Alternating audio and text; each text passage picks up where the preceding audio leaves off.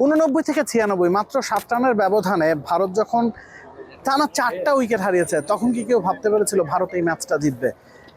এরপরও লেট অর্ডারে আমরা কোনো ফাইট ব্যাক দেখিনি। হার্দিক পান্ডিয়া ফ্লপ করেছেন, আরদীপ সিং একটা ছোট্ট ক্যামিও খেলেছেন।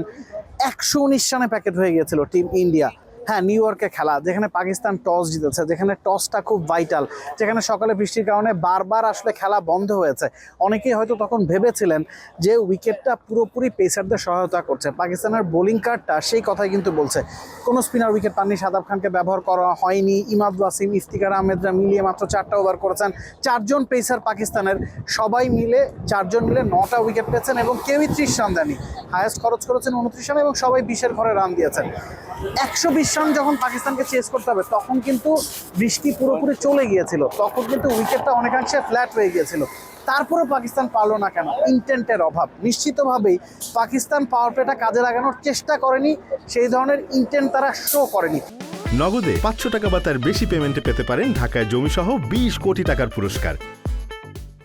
120 রান যখন চেস করতে হবে, তখন আপনি শুরুতেই খেলাটা কিল করে দিতে পারেন, কিন্তু সেই কাজটা বাবর আজম, মোহাম্মদ রিজওয়ানরা করেনি। তাদের ওপেনিং পার্টনারশিপ নিয়ে অনেক ধরনের কথাই হয় যে দুজন একই ধরনের স্টাইলে ব্যাটিং করেন, দুজনের কেউই আসলে পাওয়ার প্লেটা খুব বেশি ইউটিলাইজ করতে পারেন না। সাইম আয়ুব বা ফাখার জামানদের আসলে ওপেন করা উচিত, সেই পথে পাকিস্তান মাঝখানে হেঁটেছিল, সাইম আয়ুবকে সুযোগও দিয়েছিল।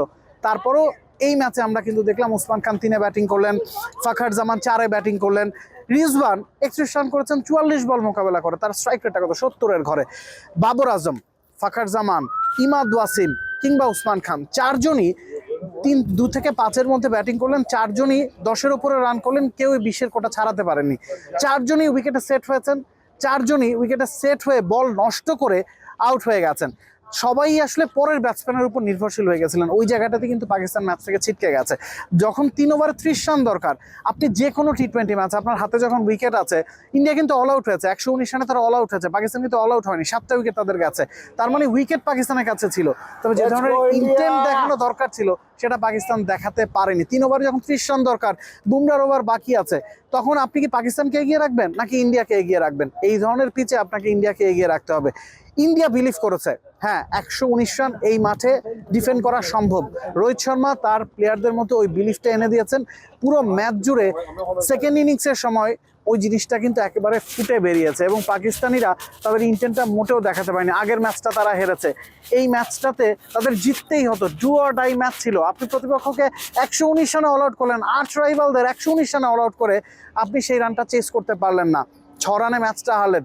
এই পাকিস্তানের পক্ষে পরের রাউন্ডে যাওয়া আসলে সম্ভব না, আর সেটা তারা হয়তো ডিজার্ভও করে না। আর ইন্ডিয়া, যারা টুর্নামেন্টের অন্যতম টপ ফেভারিট হয়ে খেলতে এসেছিল, এই ম্যাচে জয়ের পরে তাদের আত্মবিশ্বাসটা কিন্তু আরও অনেকখানি বেড়ে যাবে।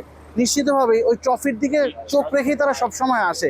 এই জয়টা আর্চ রাইভালদের বিপক্ষে একেবারে দেয়ালে যখন পিঠ থেকে গেছে, সেই জায়গা থেকে যখন ইন্ডিয়া ম্যাচটা জিতে গেছে, নিশ্চিতভাবেই তারা এই টুর্নামেন্টের অন্যতম টপ ফেভারিট একটা দল। Nabil কাসার, টি-স্পোর্টস, New York. For more updates, subscribe to our YouTube channel and click on the bell icon. Follow us on Facebook and Instagram. Download T-Sports app to enjoy exciting games and highlights. Visit tsports.com.